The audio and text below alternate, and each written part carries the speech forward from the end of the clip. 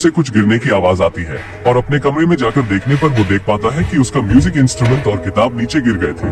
इसलिए वो उन्हें उठाकर ठीक से रख देता है और वो फिर से किचन में चला जाता है। तभी हम आदमी के पीछे देख सकते हैं कि एक भयानक सी दिखने वाली चुड़ैल कुछ तो कर रही थी, लेकिन आदमी को इस बारे में कुछ भी मालूम नहीं होता और वो चुड़ैल अचानक से गायब भी हो जाती है। फिर आदमी जब अपने कमरे में जाता है तब हम देख पाते हैं कि दरवाजे के पीछे वो चुड़ैल छुपी हुई थी, लेकिन आदमी को वो दिखाई नहीं देती। इसलिए वो वहाँ से अपने कमरे में सोने के लिए चला जाता है। कुछ समय के बाद आदमी को फिर से कुछ आवाज आती है और जब वो अपने कमरे के बाहर आकर देखता है तब उसे भयानक सी दिखने वाली चुड़ैल दिखाई देती है, जो कि अचानक से भाग जाती है और उसे देखकर आदमी डरकर दरवाजे को बंद कर देता है और अपनी खिड़की से बाहर देखने लगा। फिर वो जल्दी से बाहर भागने की कोशिश करता है, लेकिन वो फिसल कर नीचे गिर जाता है। तभी वो देखता है कि चुड़ैल उसी के पीछे बैठी थी और वो भयानक तरीके से उठकर उसकी तरफ आने लगी और वो आदमी पर हमला कर देती है।